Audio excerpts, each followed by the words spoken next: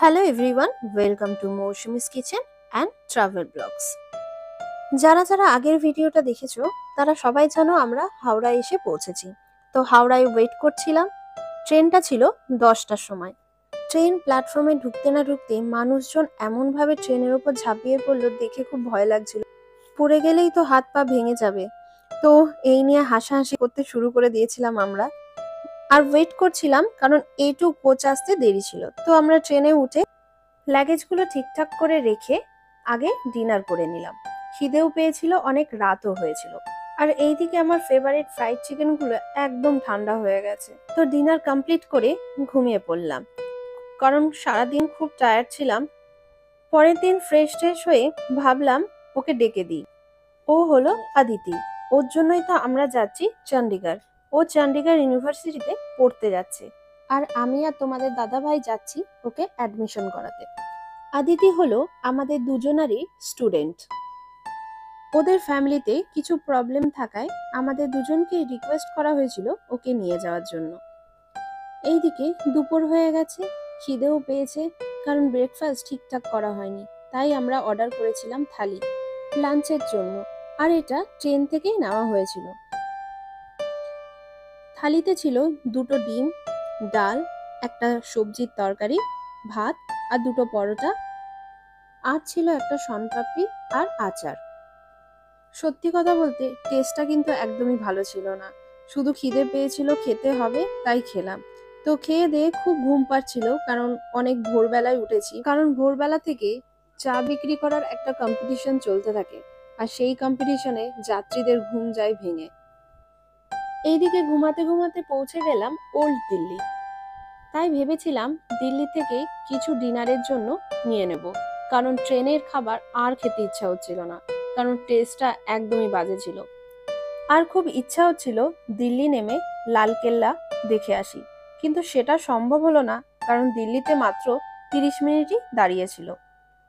তো দিল্লি স্টেশনে নামলাম। নেমে দেখলাম এখানে প্রচুর রেস্টুরেন্ট আছে, কারণ কানপুর এর আগের স্টেশনটাই খাবারের সেরকম কোনো রেস্টুরেন্টই ছিল না। ডিনারের জন্য আমরা চিকেন বিরিয়ানি নিয়ে উঠলাম ট্রেনে। স্বাদের তুলনা করতে গেলে এটা ট্রেনের খাবারের চেয়ে 10 গুণ ভালো ছিল। ডিনার করে শোবার কিছুক্ষণের মধ্যেই আমরা পৌঁছে যাই চণ্ডীগড়। রাত তখন 2:08। আমি ভেবেছিলাম স্টেশন হয়তো খুব জমজমাট হবে, ঠিক হাওড়া স্টেশনের মতন, কিন্তু দেখলাম না, এখনো স্টেশনে অনেক কাজ চলছে। যেহেতু নতুন জায়গা, তাই একটু ইতস্তত করছিলাম কোন দিকে যাব। কয়েকজনকে জিজ্ঞাসা করে ওভারব্রিজে উঠে পড়লাম। ওভারব্রিজে উঠেই ভাবছিলাম যদি লিফট হতো খুব ভালো হতো, কারণ আমাদের অনেক লাগেজ ছিল। কিন্তু লিফট খুঁজে পাইনি। ভাবলাম লিফট যখন পেলাম না, আর কিছু করার নেই, এবার তো বাইরে যেতে হবে। সেখানেই সাইনবোর্ডে দেখলাম যে চণ্ডীগড়ের দিকে দিক নির্দেশ দেওয়া রয়েছে। সেই অনুযায়ী স্টেশন থেকে বেরিয়ে অটো করে নিলাম। স্টেশনের বাইরেই অটোওয়ালারা দাঁড়িয়ে রয়েছে। তারাই বলছিল যে আমরাই নিয়ে যাব আপনাদের হোটেলে। বেশি দূরে না, স্টেশনের অনেক কাছেই নাকি অনেক হোটেল পাওয়া যায়। তাই অটোওয়ালা আমাদের কাছ থেকে 50 টাকা নিয়েছে, আর আমাদের এই হোটেলে নিয়ে এসেছিল। তখন বাজে রাত 3টে। রাস্তায় তো একটাও লোক নেই। প্রত্যেকটা হোটেলের সামনে এক একটা করে অটো দাঁড়িয়ে রয়েছে। বলতে গেলে পুরো রাস্তাই হলো খালি। যে হোটেলে আমাদের নিয়ে আসা হয় তার আশেপাশে প্রচুর হোটেল ছিল, আবার বাঙালি হোটেলও ছিল।